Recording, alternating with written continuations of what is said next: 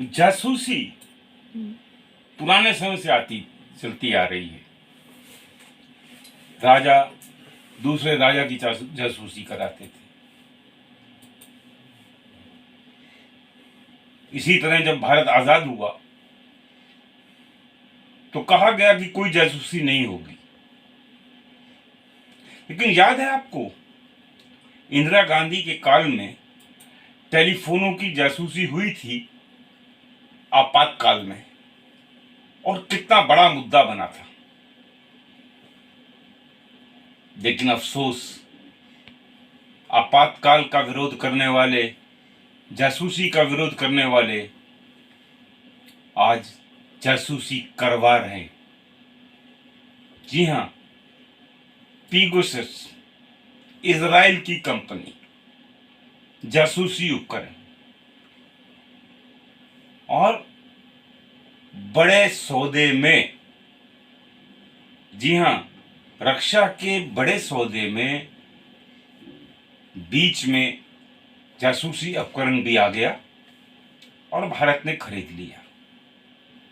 New York times की कल की रिपोर्ट से फिर इस बात को साबित कर दिया कि पीगासस के जासूसी उपकरण भारत सरकार इस्तेमाल कर रही है। और किसके लिए कर रही है?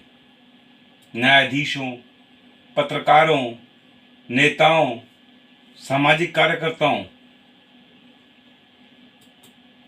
इसका मतलब क्या है? आखिर क्यों ये जासूसी?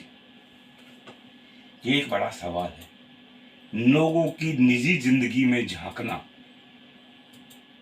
टेलीफोन के जरिए कितना खतरनाक है।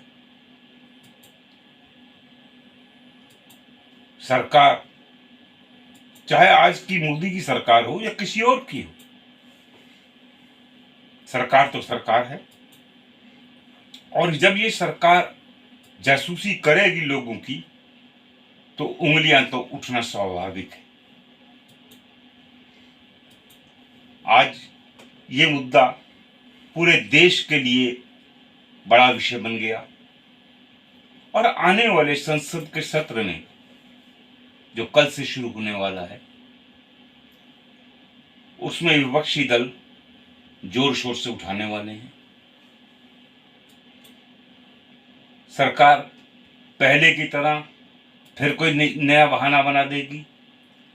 लेकिन सवाल है कि जब संसद में पहले सरकार ने झूठ बोला और आज अंतर्राष्ट्रीय दबाव आ रहे हैं। इतना ही नहीं, अमेरिका की कल की रिपोर्ट है कि भारत का देश जो है, अमेरिकी विनिमय के लिए ठीक नहीं है, क्योंकि यहां बहुत तरह की जासूसियां हो रही हैं और सेंसरशिप भी लग रही है। आज तो लोग खाली कहते हैं सेंसरशिप को, लेकिन इस रिपोर्ट से ये साबित हो गया कि जासूसी की जा रही है और फिर सेंसरशिप भी की जा रही है। क्या देश के लिए खतरे की घड़ी नहीं आ गई? क्या घंटी नहीं बज गई? ये हमको सोचना है, पूरी तरह से सोचना है। और अगर आपको ये लगता है कि जासूसी गलत चीज है, तो अपनी टिप्पणी दीजिए और साथ ही कृपया भूलिए नहीं, हमारे चैनल को सब्सक्राइब करें घंटी बजाकर। याद रहे, ये आपका चैनल है। घंटी बजाना, लाइक करना, शेयर करना आपके लिए, हमके लिए, और उसके सारे साथ और लोग जिन तक ये पहुंचेगी बात, उनके लिए फायदेमंद होगा। आइए मिलकर के इस जासूसी प्रकरण पे अपनी राय दें। बिल्कुल, हमें आपकी राय का इंतजार रहेगा। धन्यवाद। मैं संजय सचदेव।